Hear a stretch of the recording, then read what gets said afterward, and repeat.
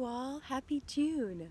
So I had sort of a change in plans in what I wanted to video for y'all for this month's newsletter. And it's because I was out taking a walk near my house. I live in Southern Pines, North Carolina.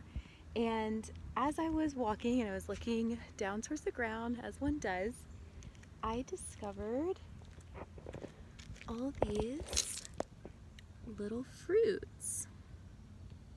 What are these things? Oops, here's one. Well, it was on a stem. These little black fruits. Y'all, these are actually wild cherries. So I figured since these are not going to be around for more than a month, at least where I'm at, I would do a video showing y'all how you can identify a wild cherry tree and how you can use it medicinally and edibly so you can harvest it before they're all gone. So let's go over here and check it out. All right, so this time of year, like in June, in this part of the country, you're going to probably first recognize these by their fruits. You see here is a black cherry. Now, there's actually 3 different types of cherry trees, and you can identify them based on their fruits, but dominantly on their leaves. So black cherry, the fruits are going to be black, obviously, and they're going to be very sweet. We also have the choke cherry, so those fruits can be either red or black, and that's going to be very astringent. Astringent just means it's going to pull a lot of the moisture out of your mouth when you eat it. Very similar to like a really dry wine or a persimmon. If you get an unripe persimmon and it just pulls all the saliva out of your mouth, that's all the tannins. It's going to make it very astringent. So that's choke cherry. We also have the pin cherry, so that one's going to be extremely bitter, and the fruits are going to be red when they're ripe. This is the black. So, you know, the dominant way we're going to identify most plants is going to be through the leaves. So let's check these out over here. Here's a leaf cluster here. So the cherry tree has simple leaves, which really just means we don't have like multiple leaves growing off of one stem. We have one stem, one leaf. The margins here, which just means the edges, these are going to be like a little bit jagged, as you can see. We also are going to see them growing, now this is a botanist term, but we're going to see them growing in an alternate fashion, which just means the leaves are attached to the stem in sort of this like ladder pattern. So you've got one leaf here, step down one leaf, step down one leaf, step down one leaf.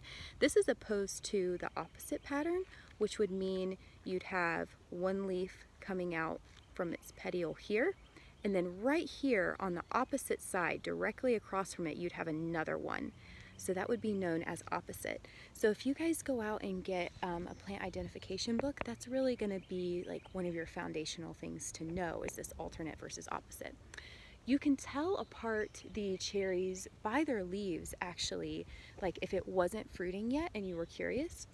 And the way that you would know is going to be based on where the leaf is thickest. So let's look at this. The black cherry leaf tends to be thickest closer to the stem. The choke cherry tends to be thickest about here, right in the middle. And the pin cherry, the leaf tends to be widest down here at the end. And by that I'm talking about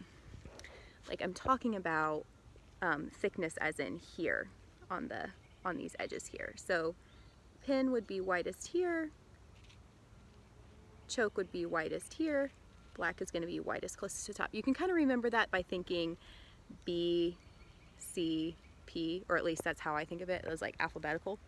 So what's another way you can identify the cherry tree? You're going to look over here at the bark. So the color is going to be pretty typically seen in this sort of grayish brown color. It's not super descriptive. What you will find though with all cherries is that they're going to have these horizontal striations going across this tree like this, no matter how old they are. You can see here it's actually been wounded and we've got some sap flow in there. But then as the tree gets more mature and it grows up, you're gonna start to see these vertical striations coming up. And what that's going to produce is kind of like a hatching appearance where they cross over each other. So pretty cool. We can see that very evidently here. So what can you use cherry for? Just like the cherries that you buy in the store that are cultivated, you can eat wild cherries. We'll say a word of caution, however, is that all cherries are going to have, and actually peaches as well, they're in the same family, the pits are going to contain a form of cyanide. So if you are familiar with like agriculture and livestock, you know that if you get a cherry tree that blows over in a storm and your livestock get a hold of it and they eat too much of it, whether it comes from these pits or the leaves or the bark or the fruit itself, can actually kill them. So they can be toxic to humans as well if you eat too many of them. So you're going to want to eat the fresh fruit in moderation and never with the pit. You're going to always want to spit it out. This is safe to do in moderation. My tongue is black because and my fingers too, because I've been snacking on these. If you're concerned about this though, the safest way to eat the wild cherry is actually going to be to take the pits out and to bake them. There's actually songs written about this in the South. So bake them, put them in pies, galettes, tarts, whatever you like.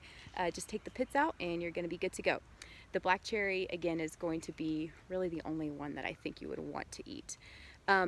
Medicinally, how can you use this plant? So actually, cherry fruit itself is going to still contain a small bit of this cyanide, which is actually something that is an effect like you would want medicinally. So a little bit of the cyanide in the fruit is going to help cool your body temperature down, so your pineal gland and the intestinal lining in your gut can produce melatonin so you can sleep. So fun fact, your body temperature has to cool down an entire degree before you can fall asleep, before you can start making this melatonin and fall asleep. You know, there's a lot of ways that you can facilitate this cooling down of body temperature. You're obviously going to want to sleep in a cool environment. We're talking like 62 to 68 degrees, men needing it on the cooler side, women being okay on the warmer side.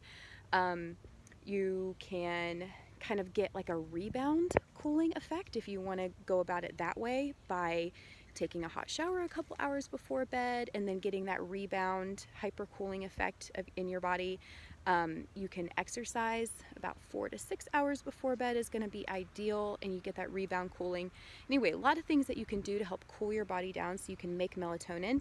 And eating cherries, you know, wild cherries if you bake them, fresh cherries if they're from the store, cherry juice, like eating them is going to also help with this cooling effect. So that's the main way you'd use this medicinally as far as the fruit goes. The bark is really renowned for being made into a cough syrup. So you might have seen this in like an old country store, or, you know, maybe even at your grandma's house, but you can make the bark into this very soothing coating cough syrup that also has a lot of properties, like some antibacterial properties that are really nice if you're dealing with a respiratory infection.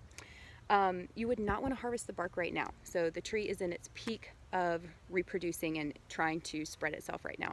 You're going to want to harvest bark in the late fall and the winter if you're harvesting. Also, you would not just want to take strips off of the tree. That's going to really damage it. You would want to go for a branch. Like ideally, if you could get this in a storm and a branch had fallen in the storm, but it was still fresh and it hadn't obviously molded or anything, and you could take that branch, you could strip all the bark off of it, and you could get a ton of medicine out of that. So that's another form. You know, we talked about the black, pin, and choke cherries. You can use all three of these when it comes to the bark medicinally. Again, the black one's probably the only one that you're going to want to eat and cook with. So yeah, you guys, I hope this was super helpful. I figured since this isn't going to be around much longer and we are so lucky to have so many things in fruit and in flour that we can eat and that we can use as medicine.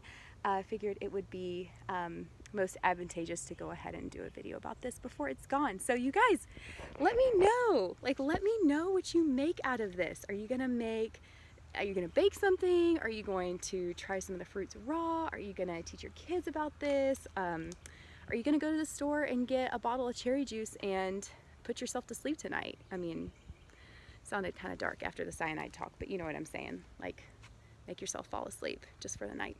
But what are you guys gonna do? I would love to know. I would love if you would share it with me. And if y'all are enjoying these videos on how you can help yourself heal from the inside out, natural things you can do to improve your life tremendously, wild plant identification that's literally in your backyard in a, you know, civilized area. You guys, this has been super fun, and I'm just gonna keep making these videos. Y'all let me know if there's something you really want to learn about, and I'll do my best to get it to you. Take care, and I will talk to you again really soon.